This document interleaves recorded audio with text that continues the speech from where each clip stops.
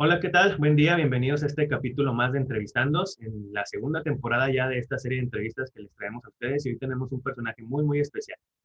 Así es, hoy nos acompaña Edson González. Edson es abogado y ha ganado varios premios, como el Premio Nacional de la Juventud en el año 2008, en la categoría Discapacidad e Integración, también el Premio Estatal del Deporte en Durango, del año 2014, y el Premio Estatal de la Juventud en Durango 2019, entre otros.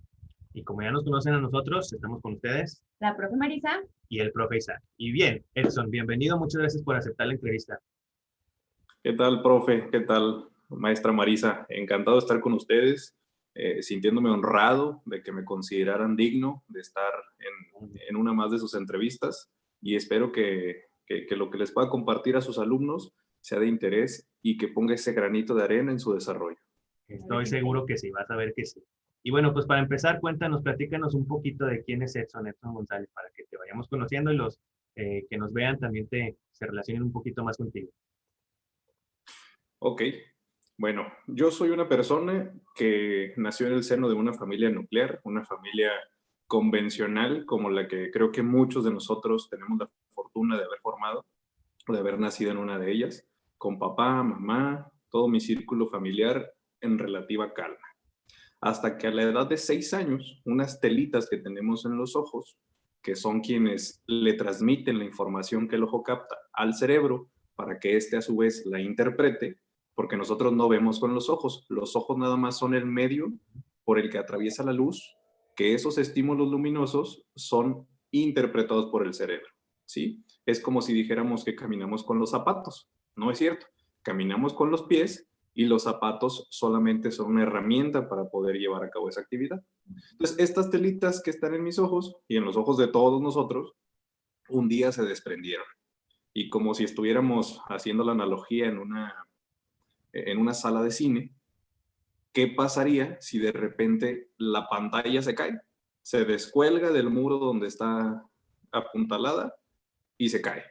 Bueno, el proyector, que es quien está enviando la imagen a esa pantalla, pues quedaría sin dónde reflejar lo que está transmitiendo y nosotros como espectadores, que somos quienes estamos interpretando lo que sucede en la pantalla, nos quedaríamos sin información que interpretar. Eso fue lo que sucedió. Se llama desprendimiento de retina. Y a partir de ahí, mi vida cambió, porque de ser un niño como cualquier otro, que corría, que subía, que bajaba, pues tuve que transformarme en un niño sedentario en primera instancia, porque tenía que guardar mucho reposo después de las cirugías. La idea de las cirugías de retina es conservar la mayor visión que se pueda. Una vez sucedido el desprendimiento, es muy complicado que vuelvas a ver como antes de los desprendimientos. Si la fortuna te sonríe, puedes conservar algo de visión, que veas poquito, para que te ayude a hacer tu vida como siempre lo habías hecho. Pero para poder lograr eso, primero tienes que correr con la suerte de que tu desprendimiento no sea tan grave. Y una vez que tu desprendimiento no fue tan grave, pues cuidarte muy bien para que ese residuo visual, ese resto visual que se conservó, te pueda seguir ayudando en tu vida. Entonces, yo tenía que estar reposando. En aquellos años había que estar en una posición boca abajo para que la retina estuviera colocada en su lugar, ayudada con los químicos que se ponen en la cirugía. Y por supuesto que además de eso, la visión que yo conservé fue muy poquita. Ahí tuve que empezar a aprender cosas nuevas, con braille. El braille es un sistema de lectoescritura basado en puntitos en relieve que nos ayudan a las personas con discapacidad visual a leer y a escribir. Entonces son cosas que yo nunca me hubiera imaginado que tenía que aprender, pero llegó el momento que lo tuve que hacer. Y si yo quería desarrollarme, si quería hacer lo que a mí me diera la gana, tenía que hacerme de esas herramientas para poder lograrlo.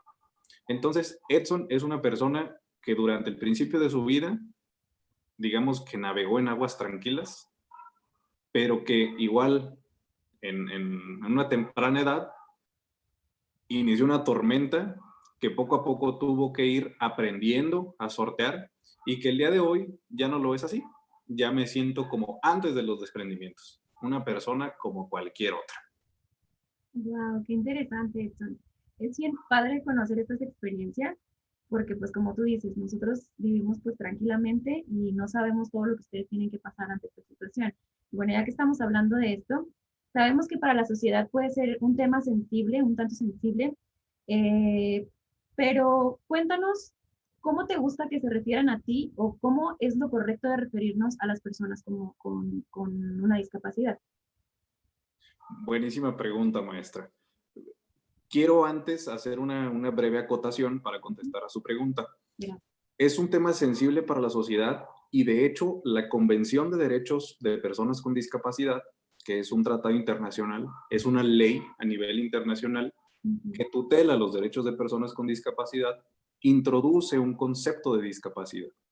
Y hablando de la sensibilidad en la sociedad, el concepto de discapacidad contemporáneo dice que la discapacidad tiene que ver con la sociedad. La discapacidad no es del individuo. Yo no tengo discapacidad nada más porque mis ojos no ven, o quienes usan sillas de ruedas para desplazarse no tienen discapacidad nada más porque sus piernas no caminan. Existe la discapacidad cuando esa diversidad funcional, esa limitación del individuo, interactúa con las barreras sociales. Es decir, que aquella persona que no puede caminar, de repente alguien se estaciona en la rampa. Ahí estamos impidiendo el desarrollo de esa persona. Y es ahí cuando surge la discapacidad. Mire, déjeme pongo un ejemplo, creo que más tangible para los alumnos que nos están escuchando. Imagínense que es como la fusión de Goku y de Vegeta. A Goku vamos a ponerlo como la limitación del individuo. Goku no ve en este supuesto. Perdón. En este supuesto, Goku no ve. Ahora vamos a poner a Vegeta. Y Vegeta es la Secretaría de Educación Pública que cuando yo necesitaba mis libros en braille, los de primer año me los mandó hasta quinto. Entonces, se fusionan, hacen la fusión y resulta que como Goku no ve y la SEP no le mandó los libros que él necesitaba en primero de primaria, surge la discapacidad. ¿Sí? Entonces Bellito, que es la fusión de Goku y Vegeta, es la discapacidad porque interactuaron los dos elementos. ¿Sí? Entonces, espero haberme explicado con estos ejemplos. Y es ahí donde tenemos el tema sensible de la discapacidad, porque la discapacidad no es nada más haber corrido con la suerte de vivir con una condición de discapacidad, sino que la sociedad en su conjunto, cuando dejamos las rejas de nuestros portones abiertas, cuando nos estacionamos en la rampa, cuando no cortamos las ramas de nuestros árboles y que una persona con discapacidad visual puede pasar y pegarse en la cabeza, cuando ponemos obstáculos, etcétera. Cuando hacemos todas esas cosas, nosotros como sociedad estamos contribuyendo a que exista la discapacidad. ¿Sí? Bueno, y ahora, el término adecuado para referirse a una persona, y es el que, bueno, a mí me gusta que me llamen Edson, porque la discapacidad solamente es una característica de la persona. El ser humano es un ser diverso por naturaleza. Todos somos diferentes. Algunos somos más gorditos, otros somos delgados, otros chaparritos, otros más altos, de piel más oscura, de piel más clara. Infinidad de diferencias que nos caracterizan a los seres humanos. Y así como existen unos con los ojos verdes, otros con la nariz un poco más afilada, labios menos carnosos, pues existimos otros que además de tener todo eso, pues no vemos, no caminamos, no escuchamos, no interpretamos la realidad de la misma manera que lo hace el resto de la sociedad. Entonces, si tú convives con una persona con discapacidad, lo ideal es llamarlo por su nombre, porque la discapacidad solamente es una característica. Ahora bien, si nos queremos referir a la discapacidad, porque estamos hablando de este tema, el término adecuado es persona con discapacidad. primero persona, Ujú. porque al decir persona estamos refiriéndonos a que ese sujeto es un cúmulo de sentimientos, de aspiraciones, de todo lo que implica ser persona, como cualquier otra persona. Y ya nada más le pegamos la característica sobre la que estamos hablando. En mi caso, soy persona con discapacidad visual. Hay otro concepto que se está acuñando en la literatura y a nivel mundial sobre todo, es el de diversidad funcional, porque como les comentaba hace poquitito, somos diversos por naturaleza. Entonces, nosotros tenemos una forma diferente de funcionar. Así es como colectivos que son formados por personas con discapacidad han decidido que quieren llamarle a esta condición diversidad funcional. Porque, insisto, partimos de la realidad innegable de que todos somos diferentes. ¿Sí? Entonces, el término adecuado es, primero, el nombre de la persona, Edson en mi caso. Si no conocen mi nombre y se quieren referir a mí por algo relacionado con la discapacidad, pues entonces soy persona con discapacidad visual o bien persona con diversidad funcional. Wow, sí, Sí, es algo muy interesante y muy importante recalcar porque como sociedad es un tema que a veces no nos gusta tratar o que lo minimizamos a veces o queremos meter de nuestra cosecha y a veces sale peor el eh, querer componer las cosas. Entonces por eso es importante que quede bien claro esto para todos, para todos. así es. Nos contaron, Edson, que usas un perrito guía. Cuéntanos cómo es eso. Es una chulada. Además de que está bien precioso mi perro. Mi perro se llama Cable. Cable significa cable, cable, así como el cable con el que se enchufa la licuadora. Así, cable. Yo no le puse el nombre. Cuando tú decides tener un perro guía, te acercas a alguna institución que se encarga de entrenarlos. Aquí en México solo hay una escuela que entrena perros guía, está en la Ciudad de México. Nada más que tiene pues, un sistema limitado. Está muy grande. Entonces, los latinoamericanos, en general, optamos por ir a una escuela que está en Estados Unidos. Se llama Leader Dogs for the Blind, perros guía para los ciegos. Esa escuela está ubicada en Rochester, Michigan. Y ahí en Leader Dogs entregan muchísimos perros, así que decidimos irnos para allá. Cable es un perro de Leader Dogs.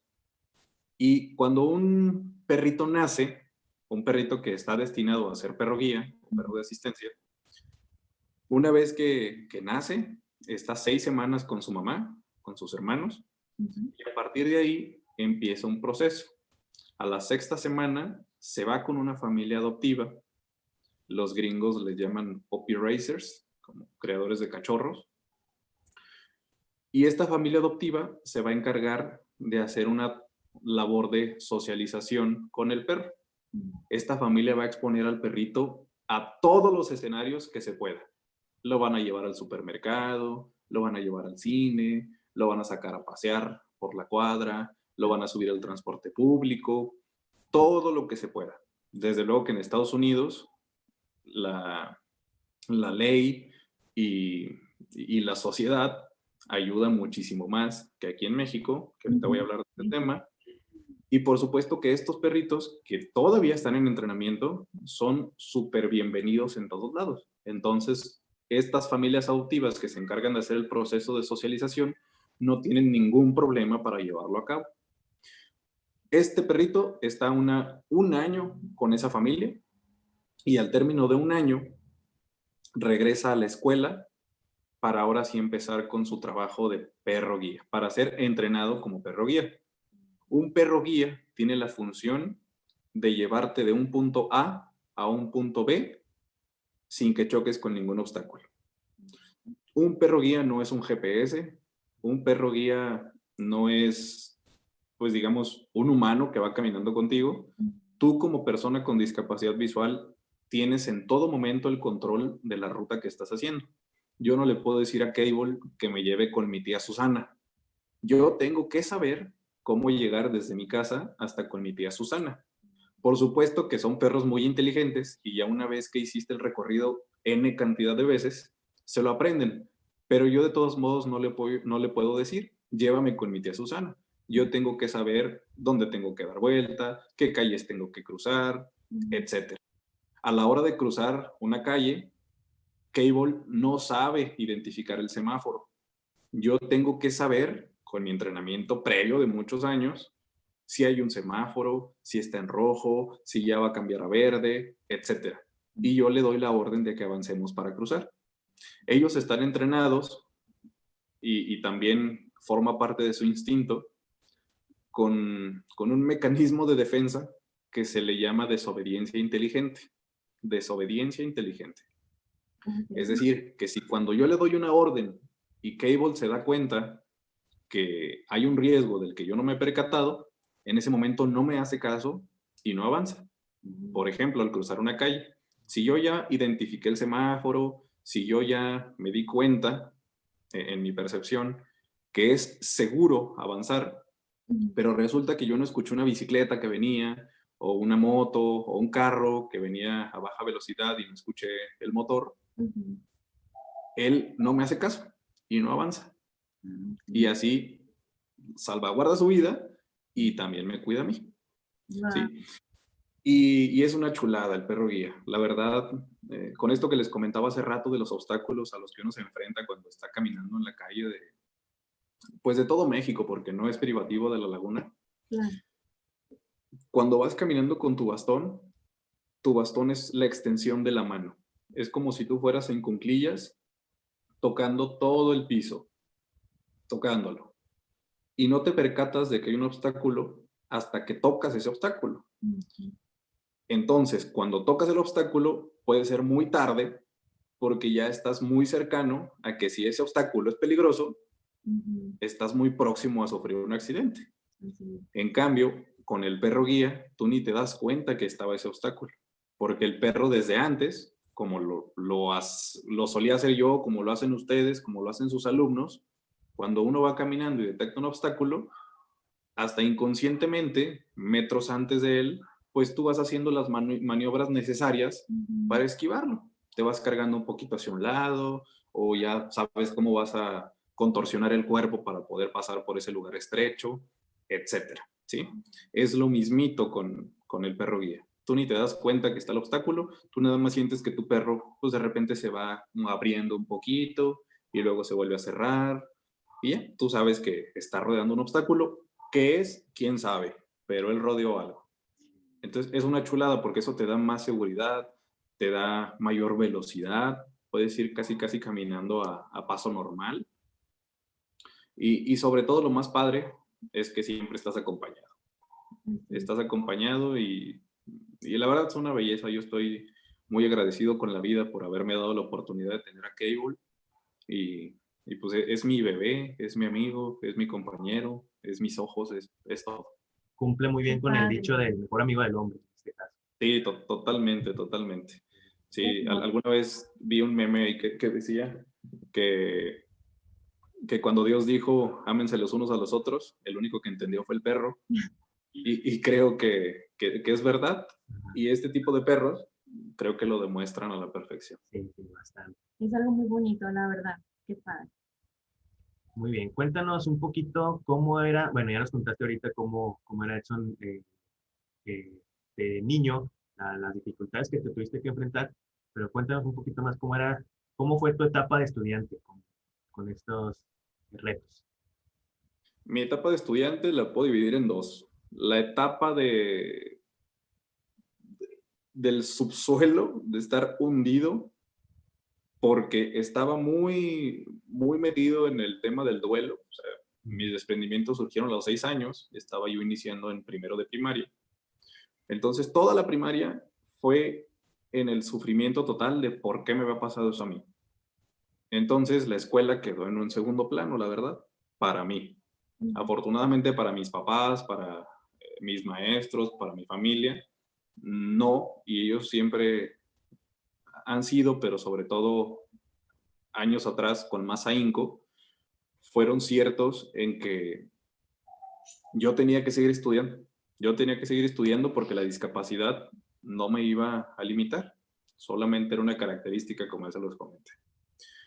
Pero entonces yo estaba tan sumido en mi depresión, en mi tristeza, que no le prestaba importancia a la escuela. Yo no quería estudiar, yo no quería seguir estudiando. En las mañanas, cuando mi mamá me despertaba para ir a la escuela, yo le decía que para qué, si los ciegos no van a la escuela, no estudian, no trabajan. Fíjense nada más, esa era mi percepción hace 20 años.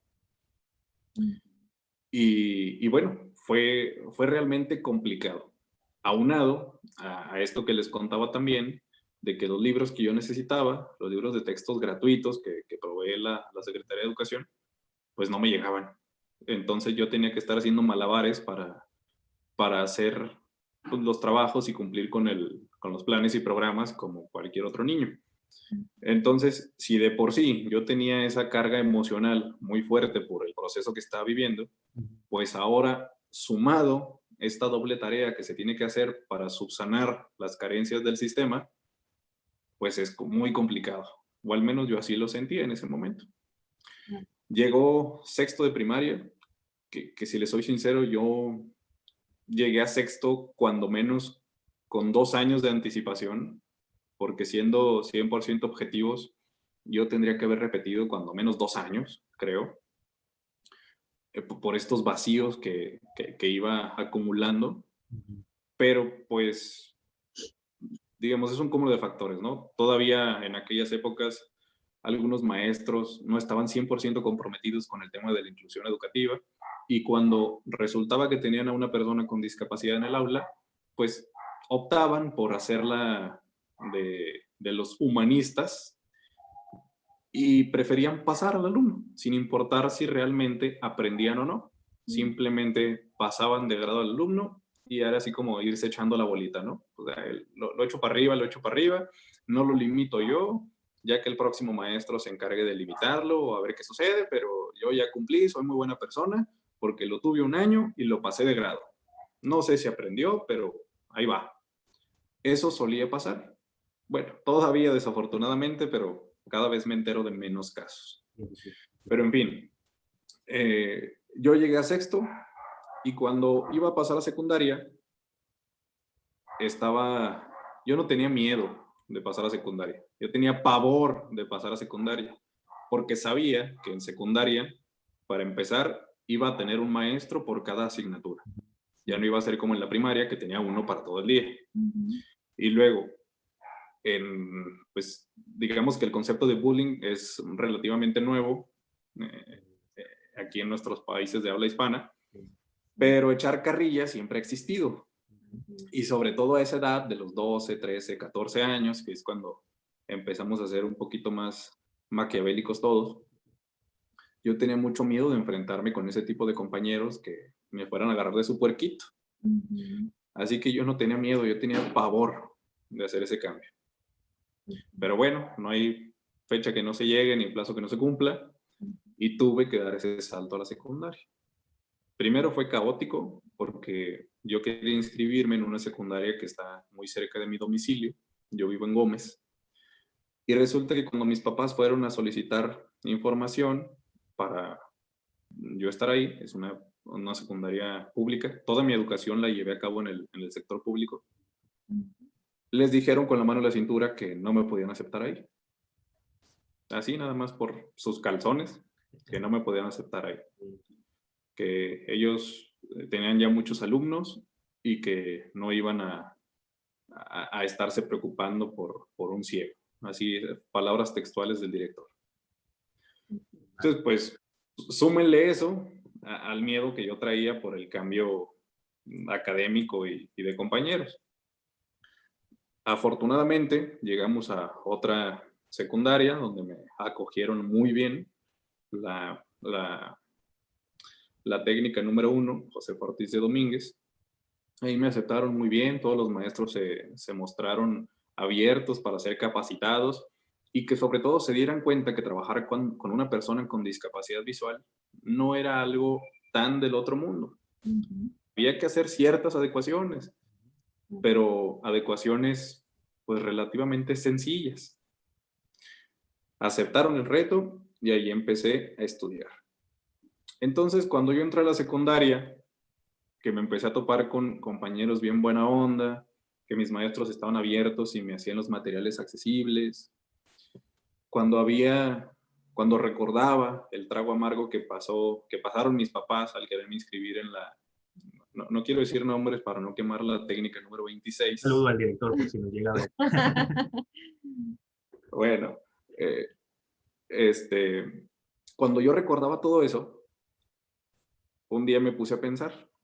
Dije, bueno, si yo no quiero que otras personas que viven mi condición o con condiciones diversas de vida también sufran lo que yo he sufrido, necesito ponerme las pilas, ponerme a estudiar, porque el conocimiento va a ser lo único que me va a sacar del atolladero a mí y que me va a ayudar a allanarles el camino a los compañeros que vienen detrás de mí. Si yo no quiero que aquellos pasen lo que yo pasé, tengo que ponerme a trabajar y enseñarle al mundo, enseñar a los maestros, enseñarle al sistema, enseñarle a todo el que se cruce por enfrente que sí se puede y que no solo se puede desde una postura emocional del individuo de yo puedo, sin realmente tener las herramientas, sino que sí se puede porque las herramientas se pueden crear porque estamos en una época donde se puede hacer todo y que no hay pretextos y que con base en ello cualquier persona puede hacer lo que le dé su gana y lo que le haga feliz. Entonces, a partir de ahí, ese fue un parteaguas en mi vida, fue una toma de conciencia que yo tuve y pues de ahí para el Real. De ahí la secundaria la terminé muy bien, en prepa también me fue súper bien y luego pues ya brinqué a la universidad y aquí seguimos echándole ganas. ¿Cuáles eran tus materias favoritas en cualquier nivel o qué es lo que te gustaban? Las favoritas y las no tan favoritas. Mis favoritas siempre fueron las de las letras. Siempre me ha gustado conocer historias y así. Entonces, español e historia eran mis favoritas. Bueno, favoritas entre comillas, porque también flojoneaba mucho, pero eran mis favoritas. Y las que de plano sí aborrecía con todo mi corazón y sigo aborreciendo son las de números. Matemáticas, química. Sí, no, ni cuando llegué a secundaria con álgebra, trigonometría y así. Cristo bendito. Muy bien. A ver, bueno, Edson, ahora cuéntanos, si no fueras abogado, ¿qué otra cosa te gustaría hacer? Me voy a contradecir con lo que acabo de decir de los números, pero me hubiera gustado ser físico. Sí. Padre. Sí, me gusta la física. Desde la mecánica cuántica hasta ya la física con, digamos, con los astros, entender cómo funciona el universo, saber cómo interactúan todas las fuerzas para mantener un equilibrio, conocer las distancias, o sea, todo eso se me hace súper interesante. Entonces creo que hubiera intentado ser físico, soy un fan de Stephen Hawking, por ejemplo. No, ando diciendo que soy fan y digo mal el nombre. ¿Cómo se me fue el nombre? Me puse nervioso. ¿Cómo se llama? Que vivía también con discapacidad. Stephen... Sí, Hawking, creo. Hawking, sí. Sí, está bien. Sí, exactamente. Sí, pensé que lo había confundido con el actor. No. Qué Bueno, padre. también creo que hubiera sido médico. Me gusta mucho la medicina, conocer el cuerpo humano, conocer ahí las reacciones bioquímicas, saber que si te tomas este medicamento en cierta dosis te puede pasar esto, pero si te tomas el mismo medicamento en una dosis más bajita, sucede lo contrario. Entonces, me gusta ese tema. Y creo que al igual que todos, también hubiera sido futbolista. Me encanta el fútbol y creo que si las condiciones se me hubieran dado, digo que ahorita lo soy también, pero soy futbolista dominguero, ahí con los murciélagos. Ajá. Pero sí me hubiera gustado probar suerte en cierta medida en el profesionalismo. Digo, a lo mejor no hubiera llegado porque creo que soy medio maletón, pero cuando menos la lucha le hubiera hecho. Sí, ya en su momento también Gerardo Sotelo, que le mandamos un saludo, nos platicó de este proyecto de murciélagos, también muy, muy interesante y muy admirable lo que ha hecho Murciélagos. Y tú, como ya comentaste, pues parte de él. Y aparte de esto, a ver, cuéntanos cuáles son los hobbies los hobbies de Edson, perdón. Mi hobby es leer, me gusta mucho leer, me gusta mucho jugar con mi perro y me gusta dormir. Esos son mis hobbies por excelencia, la verdad. El último Me casi de gusta, todos. me gusta mucho escuchar música también y platicar, me gusta mucho platicar. Me gusta conocer gente, me gusta conocer otros puntos de vista, intercambiarlos, debatir. Sí, Eso me gusta mucho. sí, Padre. ¿qué tipo de música te gusta? ¿Qué tipo de libros lees o que nos recomiendes? De música soy todo terreno. Yo le hago el feo a esa gente que dice, ay, guácala el reggaetón. Ay, guácala la banda. No, yo soy todo terreno. Soy consciente, y esto sí es muy importante. Creo que, pese a que no le hago el feo, perdón, a esas personas que dicen guácala reggaetón, guácala banda, etcétera, sí tiene que haber un cierto grado de conciencia, porque efectivamente las letras, particularmente en el trap, son letras que sí vienen a retomar conceptos que poco a poco nos hemos ido quitando de encima, como la degradación de la mujer sobre todo. Entonces, creo que está bien escucharlo, pero siempre con la conciencia de que eso nada más es una canción y que en la vida real los conceptos que se manejan en la canción no tienen que ser llevados a cabo. Así es. Pongan mucha Pues atención, niños jóvenes, con este consejo. Exactamente. Entonces, fíjense bien en eso, chavos. Está bien escuchar a Bad Bunny, está bien escuchar a quien se les ocurra, pero acuérdense que eso no es la realidad. Exacto. La realidad es una realidad de respeto absoluto en todo momento y en todo lugar. ¿Sí? Igual con la banda, igual con los corridos. No es padre ser narco, no. Y se los digo desde el ámbito legal. No es padre, no es padre. Hay mucho sufrimiento detrás que esas canciones no cuentan. Claro. Entonces, pongan atención en eso. Escúchenlos para cotorrear con los amigos, etcétera. Pero hasta ahí, nada más. Eso no es la vida. Y ahora, en el tema de la literatura, pues, no sé, miren, hay un autor que ahorita estoy leyendo, me gusta mucho, se llama Santiago Posteguillo. Él es un historiador que su principal trabajo es sobre Roma. Entonces está bien padre porque su narrativa es impresionante. Cuando está describiendo una batalla llevada a cabo por el ejército romano, tú te imaginas tal cual que estás ahí en la batalla.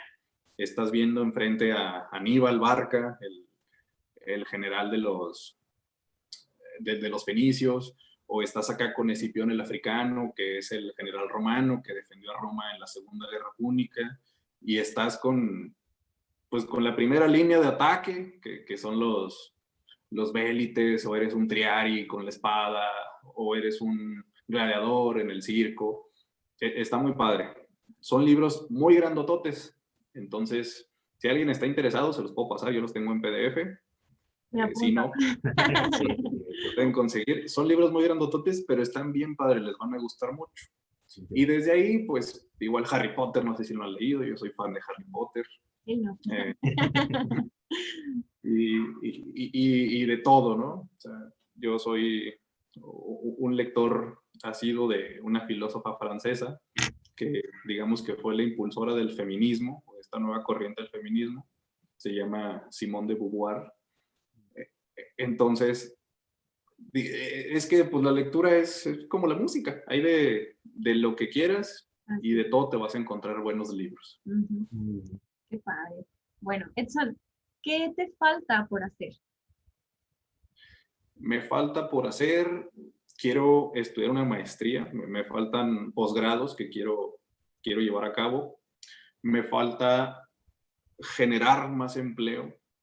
En este parteaguas que les comentaba en secundaria, yo me di cuenta que no solo me tenía que preparar para salvarme a mí y salvar a los demás, sino que aparte tenía que constituirme como un ente que no solo fuera al mercado a buscar trabajo, sino también quería dar trabajo. Entonces, al día de hoy, afortunadamente eso lo he ido concretando y tengo una cafetería aquí en el centro de Gómez. Entonces, además de que me gusta el concepto, porque es un concepto donde puedes ir a platicar tranquilamente, puedes ir a leer, que son cosas que me gustan hacer, además es una fuente de empleo. Entonces, yo quiero que con el paso del tiempo, pues esos objetivos de ser fuente de empleo, de ser, de incidir en el cambio, pero no solo ideológico, sino también en el tema de las acciones, pues poco a poco se vaya materializando y cada vez sean más personas las que pues vivan producto de alguna idea que tuve o algún proyecto que decidí emprender. Entonces, eso es lo que me falta. Quiero aprender a través de los posgrados y quiero seguir creando más empleo. Súper bien. Bien, al rato nos pasa la dirección ahí para echarnos la vuelta a la cafetería. Ah, claro que sí. Bueno, ya casi para terminar, prácticamente, cuéntanos hacia grandes rasgos. Ya llevamos casi un año en pandemia, ya casi un año en que las actividades cambiaron por completo. ¿Cómo ha sobrellevado esto de la pandemia? ¿Qué ha sido lo más difícil? ¿Qué beneficios o qué pros se les ha encontrado? La verdad ha sido muy complicado porque, digamos, mis actividades económicas son actividades que Sí, pues exigen salir a la calle. Sí. En el caso de la abogacía, pues necesito ir a dependencias, necesito ir a juzgados, necesito entrevistarme con clientes, etcétera. Y además de que se frenó eso, porque se cerraron estas instituciones, pues la restricción de movilidad también estuvo muy complicada en ese sentido. Igual en el negocio tuvimos que pues optar por alternativas como el servicio a domicilio, que no lo teníamos hasta apenas hace un año exactamente, donde tuvimos que ver esos, digamos, esas áreas de oportunidad que teníamos, porque antes, con la vida como la conocíamos, pues no era tan necesario. Entonces, optar por estas nuevas herramientas fue una decisión que tuvimos que tomar para afrontar el cambio, ¿no? En mi persona, yo todos los días, a partir de la pandemia, tengo la idea de aprender lo que sea, porque estoy segurísimo que el día que podamos volver a salir a la calle como antes, pues todo lo que aprendimos durante este tiempo nos va a servir de algo. Entonces, mi idea es aprovechar el tiempo que estoy en la casa, ¿sí? No desperdiciarlo, porque luego sucede que cuando volteas atrás, dices, ay, hubiera hecho esto, ¿por qué no me puse a leer esto? ¿Por qué no aprendí esto? Que a lo mejor en este momento me hubieran ayudado. Entonces, por ejemplo, en el tema del negocio, pues ahorita estoy viendo temas de administración financiera, administración fiscal y cosas así, que yo sé que para el negocio que ya tengo establecido, por supuesto que me van a ayudar. Y para los subsecuentes, por supuesto que me van a ayudar. Entonces yo ahorita estoy en ese tema y la verdad te los aconsejo mucho. sí. Aprovechar el tiempo. Digo, tampoco soy de esos que dicen que no veas la tele o no veas el Facebook o no te pongas a distraerte con otras cosas, porque yo también lo hago mucho. Pero creo que también es muy sano y muy prudente agarrar un poquito de ese tiempo y ponernos a leer, ponernos a aprender cosas que algún día nos van a ayudar. Entonces, así es como lo he sobrellevado. Yo ya me contagié, afortunadamente fue leve y bueno, sí pude llevar a cabo las medidas para no contagiar a más personas. Y bueno, ya por ese lado, digamos que pues, ahí me la libré porque pues sí, es un tema muy complejo, pero igual, pues seguirse cuidando y aprender siempre. El conocimiento nunca está de más. Claro. Por ahí hay una frase de Juan Carlos Bodoque que dice, pudo haber sido un año muy difícil, pero no un año perdido. Hay que sacarle todo Exacto. esta situación. Así es. Edson, ¿algún consejo que quieras darle a los alumnos y a los papás? El consejo que les podría dar es que siempre sean ustedes, que no los aten pensamientos sociales, culturales, que siempre se fijen en lo que siente su corazón y en lo que piensa su cabeza y que se documenten al respecto. Y una vez documentados, hagan lo que les dé su gana. Obviamente, siempre siendo responsables y siendo respetuosos. Así es. ¿Sí? Entonces, ese es el consejo que les doy. Que vivan, que conozcan, que sepan, que experimenten, pero siempre con responsabilidad y con respeto. Muy bien, muy buen consejo. Bueno, pues muchas gracias, Edson. Ha sido una entrevista muy emotiva, la verdad. Yo te soy honesta y hubo un momento por ahí en el que me puse nostálgica porque, bueno, pues tú ya sabes, tengo un sobrino que es como, bueno, que es una persona con discapacidad visual también y pues identifico algunas cosas, ¿no? Entonces es bien padre conocer todas estas experiencias. A mí en lo personal me sirve mucho porque pues yo convivo con una persona así y a veces uno no sabe qué hacer porque no estamos acostumbrados por lo que sea, ¿no? Porque como sociedad nos falta mucha eh, inclusión, mucha empatía con las personas que tienen una condición diferente a la de nosotros, pero pues también tratas de ponerte en el lugar, ¿no? Y como dices tú, pues pasaste una etapa difícil y tenías mucho miedo en un momento y pues ese miedo también nosotros como familiares lo tenemos, ¿no? No es pues es difícil porque no sabes qué va a pasar porque va a haber un momento en el que lo vas a tener que soltar y no sabes cómo le va a ir. Pero escuchar a las personas así, es muy nutritivo para nosotros porque pues despejas algunas dudas que podemos tener y porque son experiencias que nos alientan a dejar el miedo atrás y aunque tengas miedo, pues enfrentar las situaciones como vienen, ¿no? Muchas gracias por todo lo que nos dijiste, por todo lo que nos compartiste y esperamos que sea de mucho provecho para todos ustedes que nos están viendo también, que aprendan, que conozcan cosas que a lo mejor nunca se imaginaron hablar o tratar, ¿no? Y pues muchas gracias nuevamente, Edson. Esperamos seguir en contacto por ahí contigo. Y gracias a ustedes por estarnos viendo en este capítulo de Entrevistando. Muchas gracias, Edson. Nuevamente un saludo ahí a Cable. Recuerden seguirnos en nuestras redes sociales, también en las de Edson González. Ahí les vamos a poner para que sigan este gran ejemplo de superación. Muchas gracias, Edson. Gracias a ustedes. Hasta luego, Hasta nos luego, vemos. cuídate Gracias. mucho. Hasta luego.